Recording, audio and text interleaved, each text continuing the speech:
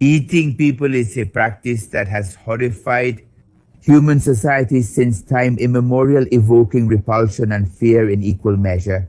But in the criminal history of Mexico, there have been particularly chilling cases involving people whose actions not only defied legal and moral norms, but also shook the collective conscience of the country. So, in this compilation, we are going to explore, and apart from that, we are going to analyze some of the most infamous cases of people eaters that terrorize Mexico, investigating their motivations, methods, and the lasting impact of their acts. José Luis Calva Cepeda's story became known on October 8th when he was arrested in the Guerrero neighborhood. That morning, he tried to escape from his apartment at 198 Mosqueda Street. There he was hiding the dismembered body of a woman named Alejandra Galeana Garavito, with whom he had a romantic relationship. The case of José Luis Calva Cepeda, better known as the Guerrero Cannibal, is one of the most disturbing and notorious episodes in Mexico's criminal history. This serial killer, whose horrific actions came to light in the already distant year of 2007, shocked society and revealed a horrifying reality that he hid behind his facade as a writer and poet.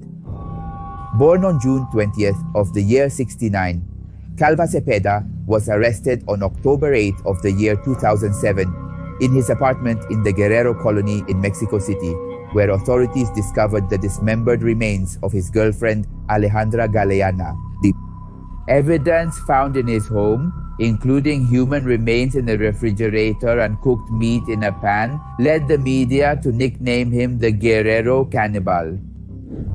And as is very common in these types of cases, this individual had a difficult childhood. His father lost his life when he was just a child, and his mother, on the other hand, beat and made her 6 children suffer. In addition to physically abusing him, she forced him to call all the men she brought home dad. This man is said to have been very introverted as a child, and despite his mother's abuse, he always sought her approval. It is believed that the trigger for his hatred of women was precisely because of the abuse he received from her. When José Luis was 7 years old, according to a myth, he suffered from intimate abuse from a 16-year-old named Tirso, who was a friend of his older brother Jorge. And at 12 years old, his mother kicked him out of the house, forcing him to live on the street and start working as a shoe shiner and car caretaker. Neighbors took pity on this person and lent him a room on the rooftop of the same building where his mother and siblings lived. From there, José Luis spied on his family, feeling a lot of resentment and hatred towards them. Living in a precarious economic situation and without the support of his family, he found himself involved in alcohol consumption from an early age, which led him to drop out of high school when he was only in the 1st grade. However, from a young age, he also earned extra money working as a clown with his magician brother-in-law. As an adult, he also dedicated himself to writing and acting in small theater plays. It is believed that he wrote about 800 poems and children's novels, 20 plays, and about 100 songs. In 96, he met Aid, with whom he got married, and soon the couple would bring 2 daughters into the world. Years later, the family emigrated to the United States. However, when he was 33 years old, he went through a painful divorce process that plunged him into a deep depression as he felt doubly betrayed by the loss of his wife and the estrangement of his daughters. This difficult situation presented a hard emotional blow in his personal and family life. According to, in fact, the analysis of the expert Atizapán Vidaño, after his divorce, he maintained a relationship with a woman named Elia. This new partner, Sentimental, played a fundamental role as it is presumed that he made the decision to murder his victims if she considered that such a woman was not suitable for him. Later, José Luis started a relationship with Lidia Sanchez Valdez, who provided key information to the authorities to better understand his personality. According to Lidia, he was extremely obsessive about cleanliness, washing his hands and his private parts before and after being intimate. At first, he courted her by writing her poems, but then she discovered that he practiced witchcraft in his apartment, performing cleansings with herbs and using beef tongues. In addition, he showed jealous and compulsive behaviors, which led Lydia to end the relationship. Thus, in his new job as a taxi driver, José Luis met Juan Pablo Monroy Perez, with whom he had a romantic relationship. During this relationship, they bought a car and an apartment together. Based on the investigations carried out by the authorities, it is presumed that Juan Pablo Monroy Perez may have been an accomplice to the crimes committed by the Cannibal of Guerrero. Specifically, he is linked to having participated in cutting off the limbs of a young girl named Veronica, who also had a romantic relationship with José Luis himself. But after her relationship with Juan Pablo, this man now became romantically involved with a woman nicknamed La Jarocha, who allegedly worked in the world's oldest profession, selling caresses and pleasures, and visited him in his apartment located on Mosqueta Street.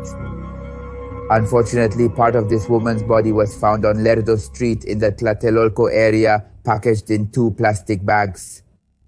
José Luis then began a relationship with Alejandra Galeana Garavito, who would be his last romantic partner. However, problems soon arose because she refused to have a child with him. It was on October 5th of the year 2007 that Alejandra's relatives reported her disappearance to the authorities. Just 3 days later, on October 8th of that same year, Alejandra's dismembered body was discovered in apartment 17 of Mosqueta 198 in the Guerrero neighborhood. Following the investigation into this woman's disappearance, the officers arrived at the apartment to conduct an inspection. Once the agents arrived, the criminal closed the door and tried to flee, so he desperately jumped from the building where he lived, suffering a mild concussion. Additionally, during his escape attempt, the man was hit by a car while running down the street, suffering multiple injuries that required his emergency transfer to Choco Hospital, but returning and while the officers took the opportunity to continue inspecting the inside of his apartment, where they made the chilling discovery of human parts stored inside his refrigerator with signs that they had been consumed while Alejandra's torso was found inside a closet. As a result of the chilling findings in his apartment, the criminal was accused of having consumed the flesh of his victim. However, it was not until October 24, 2007 that the prosecutor's office formalized the charges against him for the atrocious case being called the Cannibal of Guerrero. But in his initial statements, he claimed that he had been an accident. You only fully acknowledge the murder of Alejandra. You already confessed to the authorities that she died of suffocation because you hugged her too tightly. You didn't want to kill her at that moment? No. Not after 3 days. Of me being under the influence of alcohol, of drugs. The fear that I feel, that I felt at that moment, knowing that there is a corpse inside the apartment, leads me to the instinct to say, how can I get rid of it? It was hard for me to choose, well, I can't lower the body. Maybe I had already made the mistake, the error, the crime, and I think about the modulation, the dismemberment of 2 foreigners. Days after his arrest, authorities announced the discovery of an alleged autobiographical writing found inside Calva Cepeda's apartment. In this document, details of his own life were supposedly narrated autobiographically, and thus it was incorporated as relevant evidence in the investigation of the so-called Cannibal case.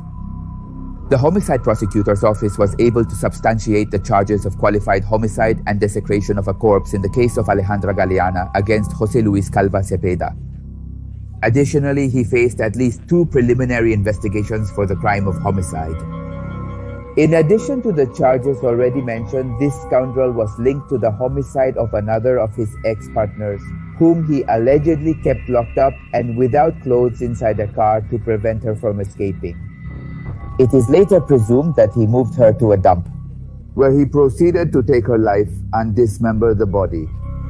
And so on October 18, 2007, a file came to light detailing another case against a woman he was involved with, who was allegedly abused by this criminal.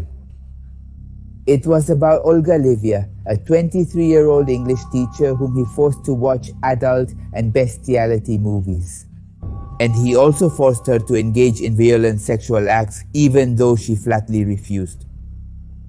José Luis was then sentenced to 50 years in prison for taking the life of Alejandra Galeano Garavito. However, after exhaustive investigations, authorities were able to link the convict to 2 other lives taken whose bodies were found in different parts of the capital and the state of Mexico.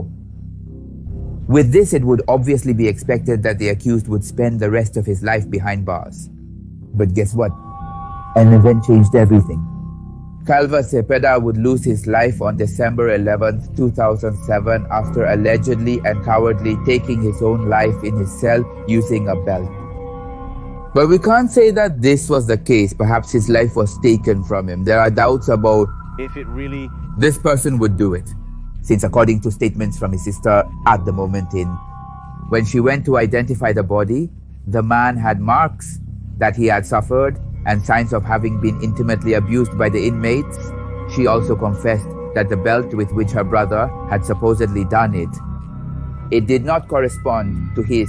In addition, she said that before he lost his life, it seemed that he had lost his mind because when she visited him, he looked at her and repeatedly told her, "I am the cannibal."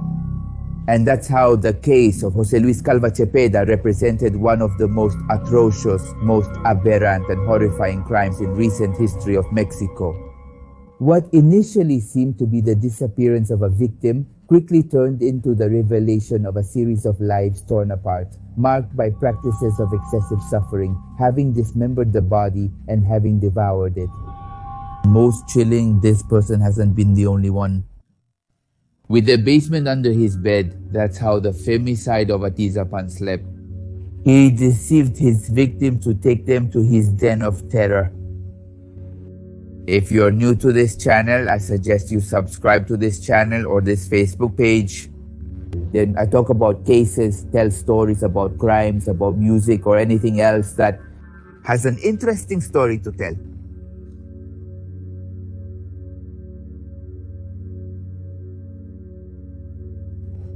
What is dehumanization? And the sadisms that I'm going to narrate in this story may keep you awake more than one night, because what you're about to hear is perhaps one of the most bloodthirsty stories that occurred in the criminal history of Mexico. Today, I will tell you how the cannibal of Atizapán, Andres Filomeno Mendoza Celis, 73 years old, short stature and with a sturdy body type, dismembered and ate his victims, all of them women. Undoubtedly, one of the most bloodthirsty predators who surpassed fiction, bringing to his table as a main course pieces of human flesh. The beginning of the end of this massacre was with the disappearance of Reina González Amador, a 34-year-old woman who shared a friendship with who would be her killer, Andres Mendoza. Their closeness included everything from invitations to family dinners to Andres' support for Reina's business. It was the 14th of May 2021 when both went to the city center to acquire supplies for the aforementioned business. However, as the hours passed, she never returned to her home. Distressed by the absence of his wife, Bruno Angel Portillo, head of the municipal police in the state of Mexico, began the search on his own. Caught under the dominion of despair, he began to review some public security videos to follow the trail of his spouse. But unfortunately, these did not reveal much relevant information. Later on Saturday, May 15th, 2021, through an application, he proceeded to track the location of the cell phone of the Awa Roxisa, a path that led him to the most heartbreaking and painful discovery. At exactly 8:40 in the evening, this man commented the following: "She's displaced. Yes, she's displaced, boss, or I don't know what's up, but there's something here." "Yes, boss. Yes, it is." He affirms. "It's a human hand. It's definitely her. It's my wife. Here's her purse. It's my wife. It's my wife, boss. Here are her feet." These were the words of Bruno, issued to the Tlalnepantla command center with desolation and helplessness in the face of the remains. Parts of his beloved wife's body scattered inside the home of Andres Mendoza, the cannibal. Upon the arrival of the police unit at the location on Margarita Street in the Lomas de San Miguel neighborhood, the alleged culprit was apprehended, during which there was a struggle and resistance on the part of the detainee, who was finally subdued and transferred to the Specialized Prosecutor's Office for Femicides. We requested a search warrant that has been executed right here at the place where I am standing. Unfortunately, we have found various human indications, bone remains, women's clothing, voter IDs, and other elements that lead us to suspect that it could be a serial femicide. This was reported by Dilcia Espinosa, the Attorney General for the Detention of Crimes Linked to Gender Violence. Then they cordoned off the area. At this moment, no one could even imagine for a second how morbid the situation would become, as they were about to discover what would be the finding of the largest multi-murderer in history, who until then had lived under the facade of a kind, empathetic, and supportive man to his neighbors, who knew him as El Chino. He was even president of his neighborhood and a member of the Citizen Participation Committee. Behind his mask of a responsible and helpful citizen, he cared about the safety of his surroundings, reporting to the authorities the need for more patrols to ensure the tranquility of the residents. In addition, he rented a series of independent rooms within his own home, always behaving kindly with his tenants. However, certain attitudes and customs of his were not overlooked, as one of his clients assured the following the first time he saw him. He seemed like a very strange person to me. He was super dirty and behaved in a way as if out of his mind. He did not answer me clearly always, and wandered along with the statement of another tenant, where she confessed that on several occasions he insinuated that she stay alone, including an invitation to go out whose answer was a resounding no. Another impossible situation to ignore was the testimony of a neighbor who owned a grocery store, who expressed that every afternoon he burned something that gave off a very bad smell, as if it were a dead animal or a dead dog, according to her words. These were clear indications that something strange was happening with Andres or inside his home, but they were not sufficient reasons for him to be investigated more thoroughly. The way in which the clarification of the case unfolded aroused both indignation and repulsion towards the civil protection authorities and firefighters who participated in the investigation. It was discovered that it was not a single case of femicide, but that with the passing of the minutes, this number would rise considerably. Different identities were found, two of them corresponding to Rubichela Gallegos and Flor Ninive, 34 and 42 years old respectively, both with a location bulletin. Two completely different dimensions separated by a blue door that led to the most rugged cemetery ever seen. Fiction surpassed by reality, in which this ripper had crossed all limits, acting like a monstrous soulless monster.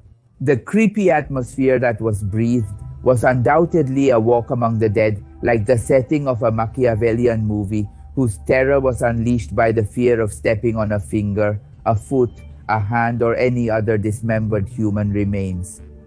The cave of a butcher that housed knives, machetes stained red, and other kitchen items with pieces of cooked human flesh, what was presumed to be the cannibals' feast. As among the evidence collected highlighted the presentation of a dish with a piece of bitten meat accompanied by tortilla, salt, and a cup full of blood. I didn't want to go in. This is what Jonathan Gonzalez, fire captain of Atizapán, confessed, who gave way to a more detailed description of the place. He recounted that among all the rubbish when entering, one could distinguish a planter on the left side. 2 meters further there was a sink, and another planter with a lemon tree, spaces where bones of buried people would be found. A real dump, as if it were the graphic representation of a psychopath's mind, where there were piles and piles of clothes, also stationery, kitchen utensils, photographs, bags, shoes, belts, among many other things. But the most repulsive thing was that there was skin hanging on clotheslines. One could not give credit to the stormy filth that overflowed in this dwelling. Upon arriving at Femicidia's house, I was immediately struck by the sense of loneliness. It felt somewhat gloomy, dark. These were the words of Manuel Olivares, shift leader of the Atizapán firefighters. Not even the authority itself could conceive what their eyes were witnessing, images that would remain anchored in their memories for their entire life. A mutilated body sectioned into several cuts laid out on a table. I cut her throat and started to slice her like a steak. This would later be confessed by Andres Mendoza. Initially, it was presumed that between 28 and 29 bodies were found distributed throughout the dwelling.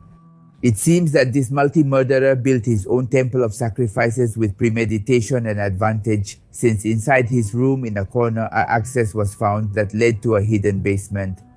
Such was the level of madness that flooded his head. The death to the very Holocaust began with the creaking of wooden stairs. This indescribable scene imbued with pain, anguish, and suffering, where you could almost touch the laments of all the women whose lives were torn away within those four walls. In this place, worthy of being called a dungeon, there was an old table where it is presumed he butchered his victims and consumed their flesh. It was horrible because you found many human things. You found pieces of skin, fingers, you found too much blood. This was said by Jonathan Gonzalez, fire captain of Atizapán. In addition to increase the sadism of all these atrocities, it was not enough to just leave it in their twisted mind. The memory of their victims' suffering. This psychopath placed a camera attached to the wall to document his killings and then play them back, as they found a series of cassettes with female names and specific dates.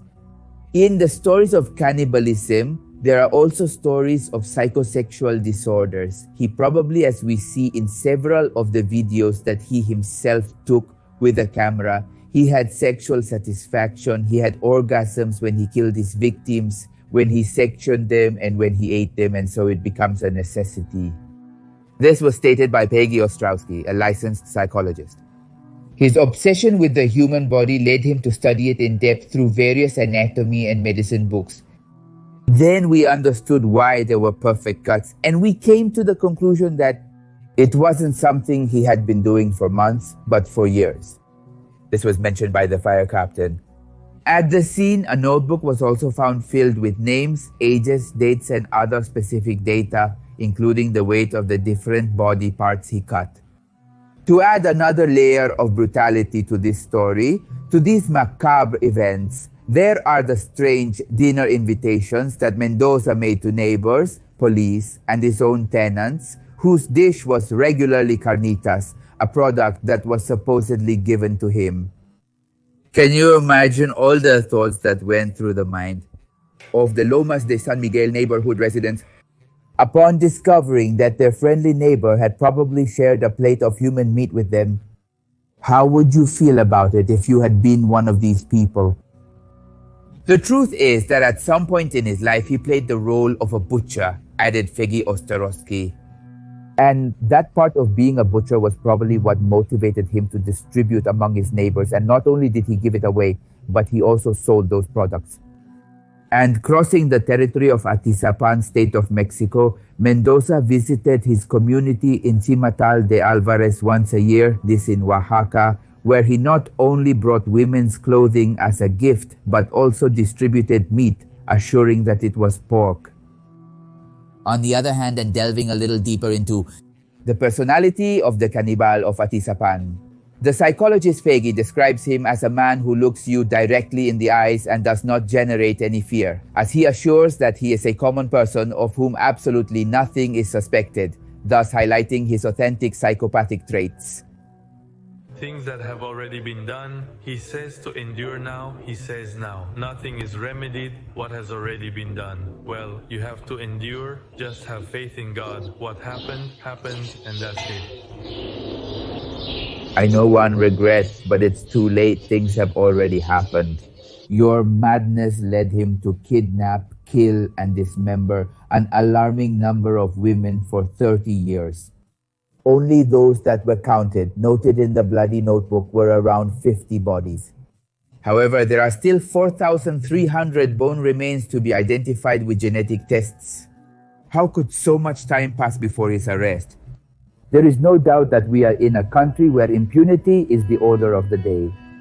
Femicide has become a nightmare, and it doesn't seem like measures are being taken to counteract it. This is the saddest thing. The way this man was able to add to his collection of perversion so many belongings of women was how he behaved in front of the victims. First, he chose them all with similar characteristics, voluptuous women, most around 30 years old, and single mothers. He spoke to them kindly, manipulating them and making various promises of help since many had few resources. Somehow, he managed to take them to his home and accomplish his mission. Trying to justify himself, this man argues that nowadays women are the ones in charge, labeling them as manipulative, selfish, scam artists, cold and calculating. In his own words, he says they are like robots, beings that lack feelings, like animals that can be hunted and eaten. Andres Filomeno Mendoza Celis was sentenced to life imprisonment on March 18, 2022, reported the Attorney General's Office of the State of Mexico, as well as a fine of 5,000 minimum wages and 1,344,500 pesos as compensation for damages. To conclude, I'm going to leave you with the words of psychologist Ostrowski, who spoke with him for over 6 hours and recounted situations so descriptive and violent that they were found in the videos collected by the authorities. Unconscious, he tried to violate them. He had all their videos and kept watching them, and this generated these orgasms. Once it no longer benefited him, he went hunting, meticulously planning his crimes, telling himself, I'm going to have this one for dinner tonight. In the very heart of the enigmatic Mexico City, where the shadows seem to hide more secrets than the lights reveal, a web of legends, stories, and truly chilling cases is woven. This metropolis, with its secluded streets and mysterious alleys, has witnessed a darkness that hides among its corners, a darkness that makes your skin crawl and awakens the deepest fears. However, among all the stories that have emerged from these enigma-ridden streets, there is one that stands out for its disturbing uniqueness. It's the story of a little girl who, in a tragic twist of fate, was torn from her mother's arms to plunge into an abyss from which there seemed to be no return. What dark designs led this girl to face such an unimaginable reality? How did she manage to survive in the midst of this nightmare? The answers to these questions are even more disturbing than we could imagine, and here they involve a taboo that defies all the limits of the macabre: human flesh. Yes, this girl ate human flesh.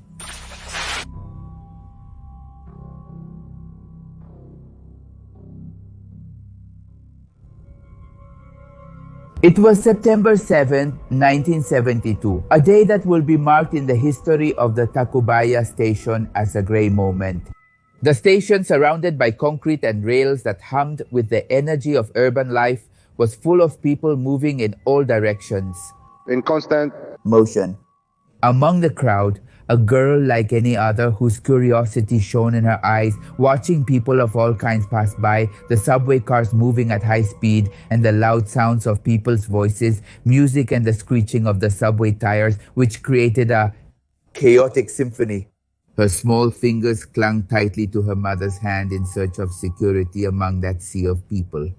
Little Rosarito, just 8 years old, waited with her mom for the perfect moment to go to work towards the Jardín Balbuena colony, where Rosarito's mother provided services as a kitchen assistant boarding line. One of the subway, a journey that at that moment seemed very normal, seemed everyday. The destination, however, would change for Rosarito and her mother, as if the wind tunnel had blown an inaudible whisper to her ear. Rosarito let go of her mother's hand with the carefree curiosity typical of childhood. And so, in a fleeting instant, the little girl vanished among the tangle of bodies and personalities that filled the station. The station, in its apparent chaos, became the stage for a silent anguish, where the noise and agitation of the outside contrasted with the tumult of emotions inside the mother. In this way, in a matter of mere seconds, a mother was faced with the agonizing reality of having lost her daughter forever. In this way, Tacubaya Station, amidst its hustle and bustle, became the starting point for a story of mystery and bewilderment, where a missing girl, would defy the laws of reality and plunge us into the depths of an enigma that persists to this day. From that moment on, the life of Mrs. Rosario Sierra Martinez, mother of the missing girl, would be tinged with immense pain. With the support of relatives and close friends, they embarked on the search for the little girl in collaboration with the authorities of the Federal District Department. However, they never found her. At that crucial point in the story, events took a much more sinister turn. A girl of just 8 years old, caught in a storm of fear, uncertainty, and confusion, made a decision that plunged her into an even deeper darkness.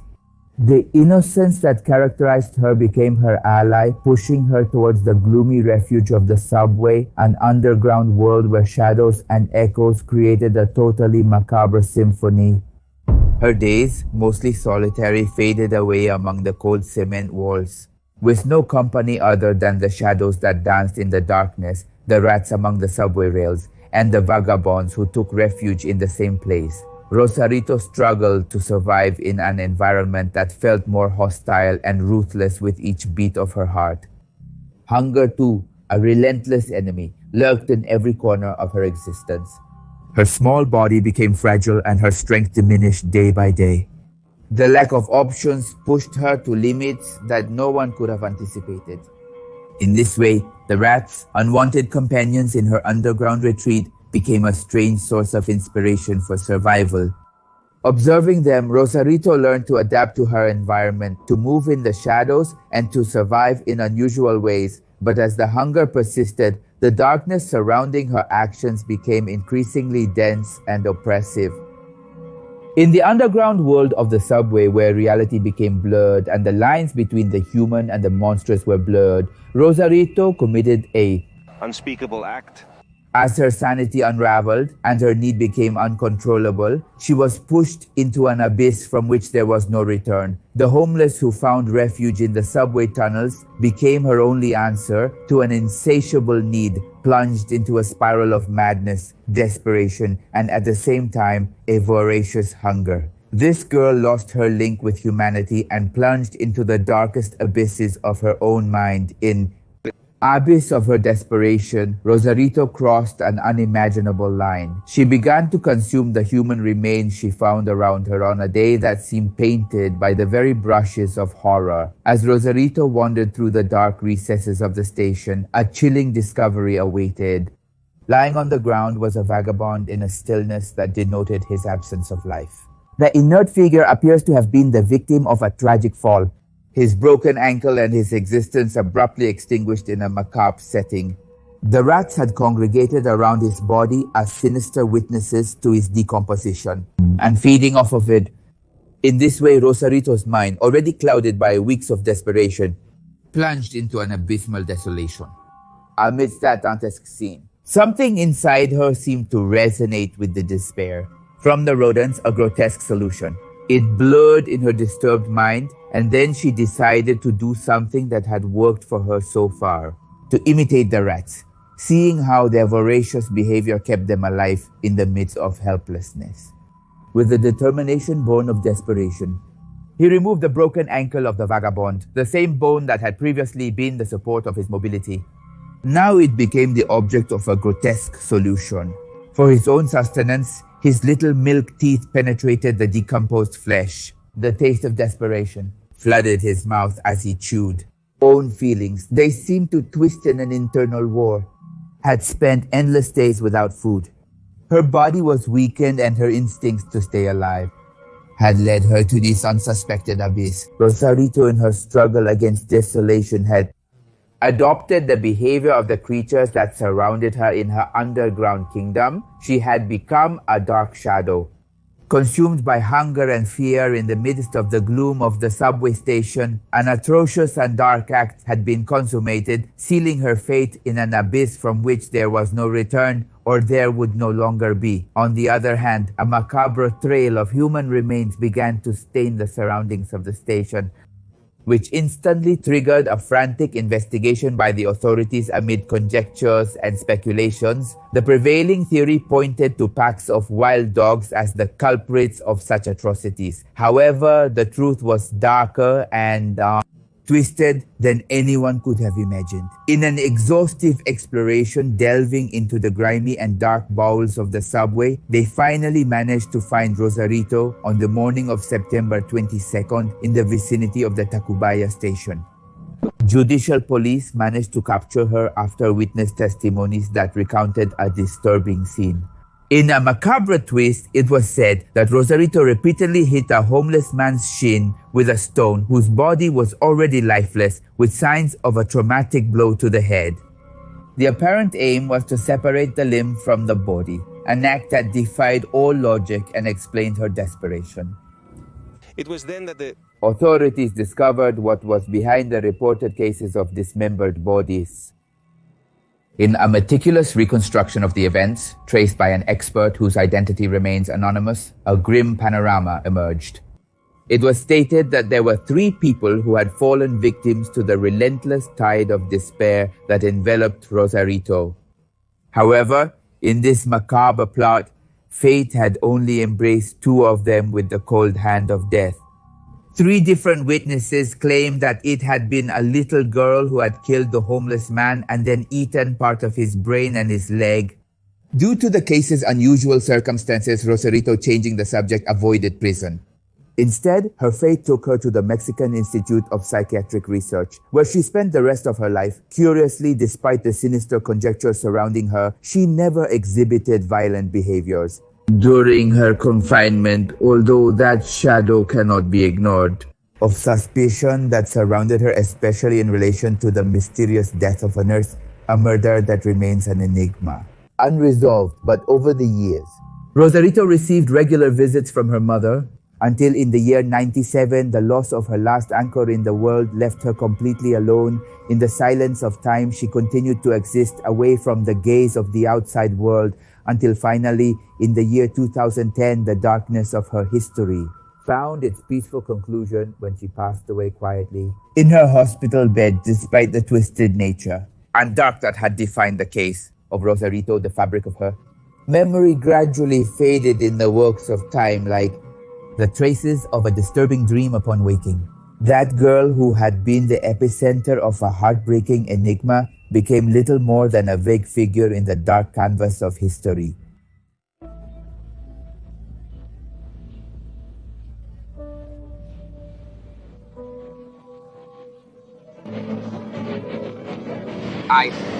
They told me no. You can't, no. They told me you can't touch it. Don't touch the blood. I was evicted from my apartment and was at a loss. They kicked this guy out. Just yesterday, I came to give my statement. They showed me a photo. I was shocked again. I said, he is my neighbor. Femicides seem to be the daily bread in a country that is increasingly sinking into violence against women. The case of Maria José, just 17 years old, was no exception when on April 16th of the year 2024, in a building located in the La Cruz de Iztacalco neighborhood, she came face to face with death. What at first was an outrageous crime and seemed to be one more from the long list of femicides that occurred in the Aztec country, turned into the event that uncovered a psychopath who pretended to be an exemplary neighbor and friend. The Mexican police made one of the most chilling discoveries imaginable in the house of the man now known as the Miguel Cortés Miranda, the Mexican Jeffrey Dahmer.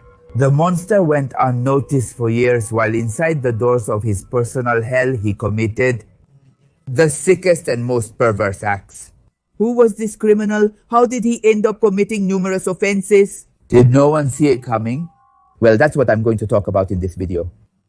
Miguel Cortés Miranda was born on October 25th of the year 84 in the Gustavo Amadero borough in Mexico City. He was the second son of Miguel Cortés Miranda, a professor at National Autonomous University of Mexico, and Maria del Carmen Miranda Moreno, a housewife. His father was a bacteriological chemist and was an inspiration for both sons to follow in his footsteps. Miguel studied to be a bacteriological parasitologist chemist, and his sister Claudia became a pharmaceutical chemist. At 23, his first job was in a laboratory analyzing water and food. After 2 years, he began working at Ortin Laboratory, which is a company of specialized analysis that processed samples from all over the country. It was at that time that he decided to become independent and moved to an apartment in Iztacalco where he would commit his darkest perversions. After 2 years working in this laboratory, in 2013, Miguel resigned, supposedly due to a love disappointment. During his work break, he joined the Animal Equality Foundation, although on the outside he appeared as a young man concerned about animal welfare. His true purpose was to approach women and gain their trust. Little by little, the chemist would begin his criminal behavior, perfecting it with each crime. But the chemist was cunning. He was a smart guy. On the outside, Miguel presented himself as a good man, when in reality it was all a facade of an apparently normal life. This is his photograph. The reporter Carlos Jimenez spread it in an incredible way. As you see, he's seen smiling. This photograph was taken when he was aboard the Mexico City Police Patrol. Precisely at the moment he was arrested, this is the face of this alleged femicide. His fluency in 3 languages and his job in a laboratory distanced him from the typical profile of a criminal. Besides, his life was full and successful, marked by international travel and an active social life that he shared on his social networks, painting the image of an outgoing and sociable man that anyone would see as a good catch or a good person. With this image of a fulfilled man and of good economic standing, he managed to gain the trust of the women he connected with on social networks or in his circle of friends, and who he later invited to his apartment where the real terror began. On the other side of his mask hid a perverse being who practiced necrophilia. I'll probably have to censor this word for you. And other types of diseases or, well, fetishes at the expense of defenseless women who fell into his clutches. In the monster claws of the beast he was.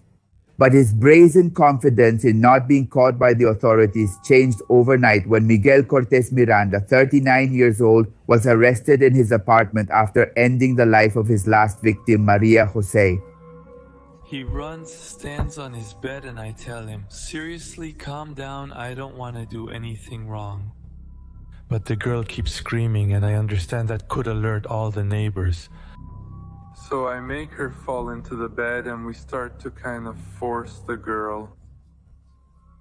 According to the reconstruction of the events that occurred on April 16th of the year 2024, Miguel waited for the mother of his next victim to leave her house to sneak into the apartment and surprise Maria José, who was only 17 years old, a child. The young student or the child found herself face to face with evil within the safety of her own home. In front of her was a being who intimately took advantage of her and then cut off her breath until he took her life. When Maria José's mother returned home after running her errands, she was confronted with the worst image a mother could witness. A man she had seen several times walking around the neighborhood was calmly leaving her home. At that moment, their eyes met, and she knew he had done something to her daughter. She didn't have time to react as the man stabbed her in the neck and fled, thinking he had gotten rid of his only witness. But at that moment, and with her last strength, the mother began to scream desperately for help. The neighbors heard the woman's agonizing screams and came to her aid, finding her at the front door in a pool of red. They immediately called the police and emergency services while the attacker hid in his apartment located near the crime scene, thinking that once again he would get away with it. But the neighbors had recognized him as Miguel Miranda. The authorities arrested the main suspect and he was transferred to the Eastern Prison of Mexico City, while the victim's mother was rushed to the hospital in a delicate state of health. Unfortunately, the girl was not as lucky. Nothing could be done to save her life. Maria José ended up losing the battle in her room at the hands of a jerk, a monster. No one could believe that the young chemist who went unnoticed in the neighborhood and caused no problems had done something so atrocious, but Maria José's crime was just the tip of the iceberg. When the authorities raided his house, they uncovered a cesspool of impunity, murders, and disappearances that had remained silent through the years. Miguel Miranda was not who everyone believed him to be. Well, one of the tenants of this building, Paco, has already hired a moving company. A tenant from the top floor is going to leave. A while ago, a van arrived. The young men who came for the furniture were waiting for the tenant who rented one of the apartments to leave the place. They are no longer going to rent here. They are going to move to another point. And well, these are the consequences at this address. What a situation for this person, this femicide from psoriasis, that's what you can call him, Paco. When they registered his apartment, the investigators found chilling evidence that seemed to indicate that he was a serial killer of women. In the criminal's home, a lot of blood, a saw, cell phones, and women's identity cards were found, which later could be confirmed that at least 5 were alive. But to make matters even worse, they found evidence of other women who had not managed to escape from the monster. The police found 5 human skulls. After the horror of this discovery, Miguel began to be called the femicide of Iztacalco and was even compared to the American serial killer Jeffrey Dahmer, named as the Mexican Jeffrey Dahmer.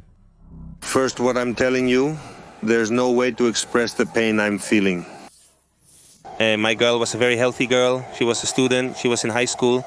This year she was going to go to university. We were already preparing to take exams in one. Everywhere. Her dream was to study. He dreamed of being a motorcyclist like me. I planned to buy him a motorcycle for his 18th birthday this year. They didn't let me anymore. After the case reached the ears of all Mexicans, people who knew him closely brought to light details of his life and personality that baffled the entire community and seemed to confirm what everyone already believed, that Miguel Miranda was a psychopath. It's just that he was very different. In fact, the family always... Everyone considered him a calm person. He didn't show that he was clingy in the job. Very dedicated to my cousins. Everyone here considered him as the person who was hardworking, intelligent, the calmest.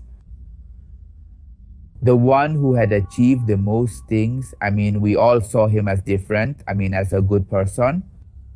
A criminologist named Samantha Hernandez revealed to the Mexican media that Miguel's criminal profile was that of a complete serial killer. This type of criminal usually suffers from an antisocial personality disorder, what is known as psychopathy. A psychopath, by the way, is a person with a marked emotional insensitivity, although they usually show a charming and seductive facet outwardly. This creates a double life where the criminal can belong to social groups without any problem while hiding their crimes without any effort.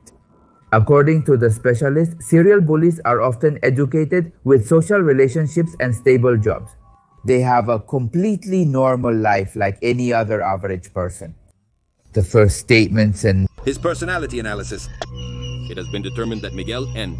possibly presents psychopathic traits related to a criminal mind. Thus, a serial killer first conquers his victim, generates trust, seduces her, shows a false profile, a pleasant one for the person until the moment of revealing his true face, the fierce killer, the narcissist, the manipulator, the monster. According to his other colleagues, Miguel was a low-profile person, reserved, calm, and quiet. The man wasn't aggressive, in quotes, but he had attitudes that somewhat bothered his colleagues. To maintain good coexistence at work, he had formed a friendly group that included Miguel. Several times they had organized meetings at the criminal's house, which seemed ordinary. Apparently, the man hid that stench of death from his victims very well, by the way. But, in fact, at one of those meetings, they did a test that was about whether you were more of a psychopath or a murderer. And what do you think was Miguel's result? Well, a resounding murderer. Everyone took this as a simple game, obviously without knowing that they had hit the mark. About his attitude towards women, the chemist was actually very shy and didn't usually interact much with them. According to his colleagues, he was a weird guy who made very strange comments.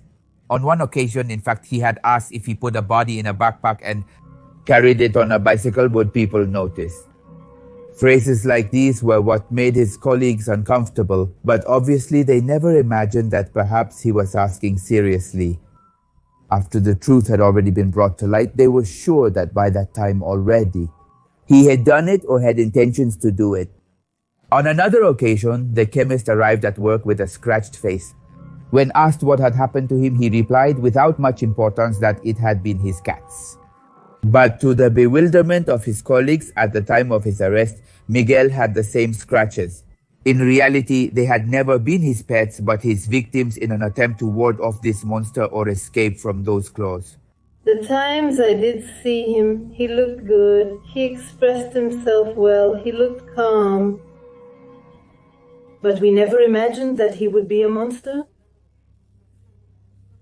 After the raid on the House of Evil, the investigations led to an even more disturbing result. It turned out that the remains found in the apartment were from at least 20 different victims. These were found along with tools presumably used to dismember the bodies, surgical material, and chemical substances that the criminal, thanks to his profession, knew how to handle perfectly.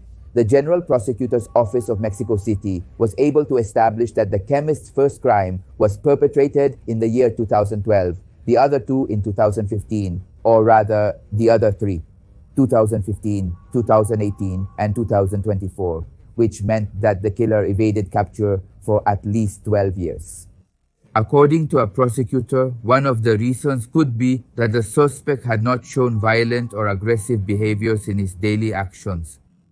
In fact, Ulysses Lara, a spokesperson for the prosecutor's office, confirmed that deoxyribonucleic acid analyses are currently being carried out to determine Miguel's connection with other possible victims, in addition to the young Maria José, who had disappeared in the Iztacalco area. One of them was Viviana Elizabeth Garrido, a 32-year-old biochemical engineer who had been missing since November 30th of the year 2018. This young woman worked in the same laboratory as the criminal and had a friendship with him. Another possible victim was Frida Sofia Lima Rivera, 22 years old, who disappeared in 2014 and who is presumed to have had a close relationship with the criminal. Also at the beginning of the year 2012, Frida, who came from a humble and large family from Tlacotepec, a small town in the Sierra Negra of the state of Puebla, arrived in Mexico City. By twist of fate, the young woman settled in an apartment in the same neighborhood where Miguel lived in Iztacalco. I don't know. They already told me that it was about a serial killer or that he had many victims. Well, the news says there were 5. Let's pray to God that she's there. That justice is done for her daughter. And that justice is done for all those he has killed. Around the same time, Miguel gave the young woman a book called Perfume, The Story of a Murderer, which tells the story of a serial killer who, through a chemical process, extracts the scent from decomposing corpses. And with this, it seemed that Miguel found inspiration in the fictional character. What is unknown is whether there was a romantic relationship between Miguel and Frida or not. But during the spring of 2014, they both shared indirect love messages on Facebook. Then on Sunday, December 7th of 2014 at 3:57 p.m., Frida made her last post on Facebook as she said goodbye to the world with the image of Bumburi and her idol. What this post said was the following: I don't return where I came from, I never look back, to then disappear forever without a trace. Then 4 days later, on December 11th of 2014, Miguel posted a poem of his own called Perfect. This writing, which apparently was dedicated to Frida, was disturbing, and what it said was the following: the artist needs real models to touch his soul and inspire himself in reality.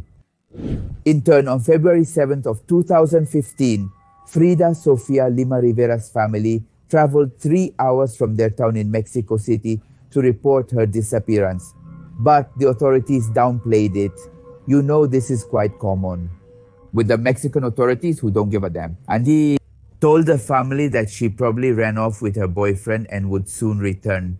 In turn, the prosecution revealed that it could only be 7 femicides and not 20 as initially reported, but the relatives of the missing girls believe that this was an attempt by the authorities to downplay the ineffectiveness of justice for over 10 years that the Iztacalco killer was committing the crimes.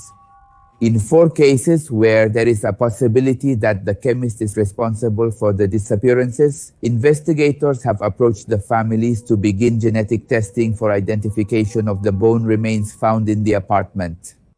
Also, the amount of evidence found in this place in the apartment and served on a platter for the investigators was brazen. But there was one piece of evidence that left everyone frozen. It was a diary where this man, this serial killer, recorded all the crimes he committed.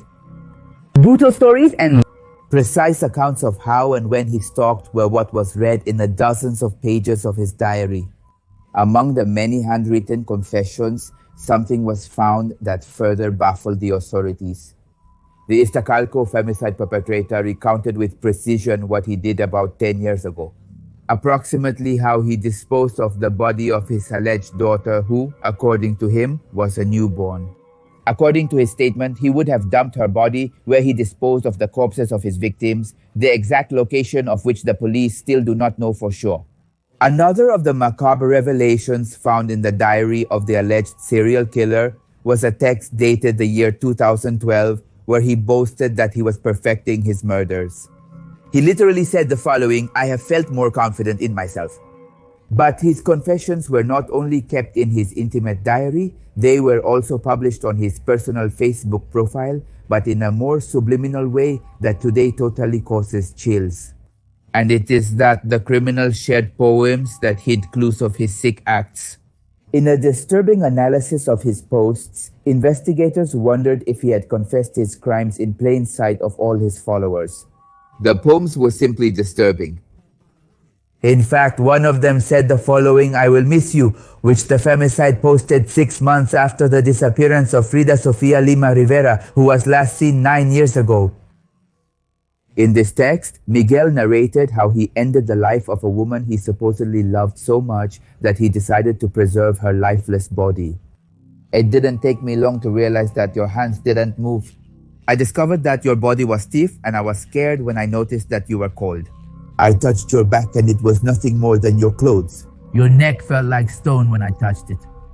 Cold rock like an iceberg, hard as iron and worst of all, still as a statue. My face changed, I know, because I felt you and because my tears too. From tears of happiness, they became tears of despair. I wanted to be by your side, but not like this." And if the poem couldn't get any more unsettling, the femicide wrote the following. "I saw you die a long time ago. You died buried by small crystals. Your skin was stained with blood and your body changed to a scarlet red. Covered in blood, I put you on an altar and cried at your feet. I decided to stay with you, or rather, with your lifeless body. I would expect that at any moment you would open your eyes or simply die at your feet." While no one expected a person like the chemist to commit such abhorrent acts, the most important clue that the officers ignored for years were the women close to Miguel who suspiciously disappeared without a trace. One of the young women who was manipulated and deceived by this monster was Karen Ornelas Baltazar. The young woman worked as a technician in a clinical laboratory at Ortin Laboratory, where Miguel was also an employee. The last thing that was known about her was that she was at a party at the alleged feminicide's house before disappearing. Karen was a girl with her whole life ahead of her. She was 21 years old in December of 2012. At that time, her family reported her as missing, and unfortunately, she was found lifeless near the Iztacalco metro station. The police took statements from several people in her environment, among them Miguel, who confessed that he had left her at the metro, which seemed to be the key for him to become the main suspect in her death. But for the authorities who were in a hurry, he was just another witness. As in Frida's case, they did not investigate thoroughly. They didn't care and concluded that she died from alcohol poisoning. So, completely. The explanation given by the authorities to the family was that the bruises were the result of a fall due to his state of drunkenness. His relatives did not accept this hypothesis. Obviously, no one accepts it. And in addition to that, they could never find some of the belongings that the young woman had the day she disappeared, among them her cell phone. Karen was a very good person. She was an excellent friend, a beautiful person inside and out. It had been due to suffocation, however. Later on, a rumor spread that he could have been murdered. The relatives of the young women who never returned home raised their voices and denounced that the local general prosecutor's office dismissed compelling evidence, put obstacles that even benefited the femicide to continue with his crimes with total freedom. Currently, in fact, one of the families contacted by the prosecutor's office was that of Viviana Garrido, who disappeared in November of 2018 at a metro station near the chemist's apartment. The family was waiting for the authorities to confirm, or it's better to say at this point, confirm whether the young woman is among the remains found or not. It was also in September of 2018 when the fate of Viviana Elizabeth Garrido Ibarra crossed with the one who would end her dream. 2 years before the events, she had graduated as an industrial biochemical engineer at Autonomous University of Madrid. At that time, Miguel had started working at ARC Laboratory, a quality control services company. There he met Viviana, a young mother who quickly became his friend without knowing that the friendly man had other intentions with her. On November 30th, 2018, Viviana Garrido left her job and walked to the subway. No one heard from her again. At home, her 9-year-old daughter has been waiting for her all these years. In all these cases, there was a pattern that repeated itself, and it was the area where they were last seen, but the investigators didn't seem to see the clear connection between the disappearances. Had it been so, obviously today the story would be different and we would have fewer femicides. Another unfortunate case was that of Amairani Roblero, who disappeared at the age of 18 in Papuay San Pedro, August 2012. At that time, the young woman's family reported that Miguel had been the last person to be with her, as he had accompanied her to pick up some photos at her high school, and she was never heard from again. She wanted to study law too? Defend innocent people, because there was a lot of injustice in this country. In more than a decade, the prosecutor's office did not take any action against this alleged femicide, even though the victim's relatives had him in their sights and had pointed him out on several occasions, not once, several times. Thus, furious and filled with impotent rage at the indifference of justice, they protested at the door of the apartment building where the remains and belongings of half a dozen women were found. The protesters covered the facade of the building with banners filled with pain. But unfortunately, the action of justice in these cases tends to be to leave the investigation in the hands of the relatives. In fact, the prosecutors never caught the killer. It was the same neighbors and Maria Jose's mother who finally discovered him in the act. If not for that, he would still be free and with total impunity. The Iztacalco killer case had become so media-focused that the authorities could no longer ignore it. The prosecutors finally called Roblero's parents to tell them that they had found unspecified evidence related to their daughter in the suspect's room, but they have not shown them anything up to this point where I am recording this video, causing more physical and mental wear and tear for the parents. Upon lighting a votive candle on an altar placed outside the home of the alleged serial femicide, Cecilia Gonzalez lamented what happened to Maria Jose. And I demand justice for Maria Jose. Don't let that miserable wretch out. I'm very angry because he was the last person to see my daughter. I say justice, justice for all the girls he killed. The Iztacalco killer showed no remorse or guilt for his crimes. Instead, he acknowledged and detailed the murder of Maria Jose as if he hadn't just taken the life of a girl or a child, a student who had a long life ahead of her. Macabre and chilling, that's the account of Miguel N., alleged serial femicide in Iztacalco in Mexico City, who calmly and without any emotional disturbance narrates the way he suffocated one of his victims to death. I think I went into a frenzy where I couldn't rationalize my actions, that my first impulse was to attack the person. The confessions this criminal made left everyone speechless. He gave details of how he took this woman's life and even justified his behavior by arguing that he was intimately abused by his own father. According to his statements, his mother and sister never protected him from this abuse, even sometimes leaving him alone when his father was drunk and he knew what was coming. The criminal also confessed that he held a grudge against his father for many years because, in addition to the constant abuse, the man loved his sister Claudia more. And even though he tried to match her in everything, his father was never proud of him.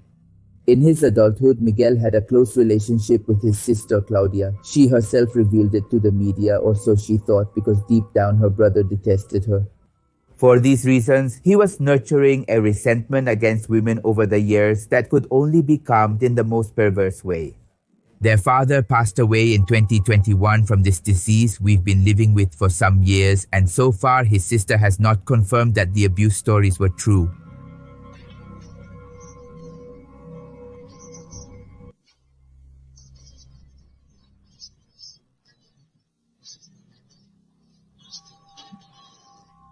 To really know whether or not to stay longer in the hanging position, when I arranged the body, I looked in the kitchen for a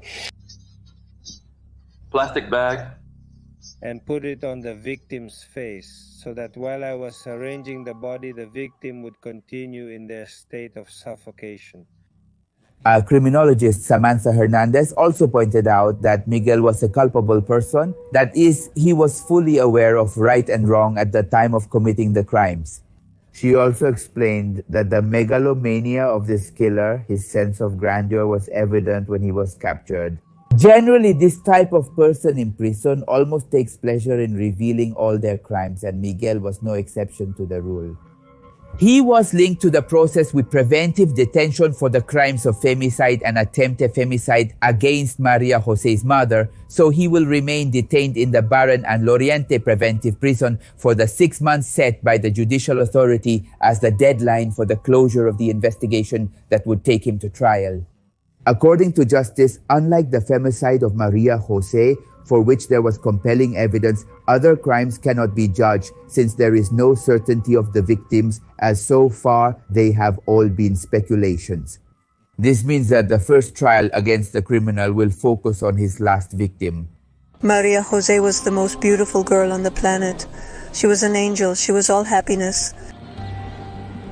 She was all beauty. She was noble. She was my life. That's what she was. On the Pepe Mystery channel, new videos are posted every Monday, Wednesday, Friday, and Sunday. Mondays, Wednesdays, and Sundays are for a single, much more elaborate topic, and Fridays are compilations of topics that have something in common, like this time it was about cannibals. And also on this side is the members button where you can have access to extra content. It has a cost of around 50 pesos and it helps me to keep growing, and you have access to more content that is not public and to live broadcasts. And also something I forgot to tell you, in these compilations, not all the videos have been published in the past. There are some new ones.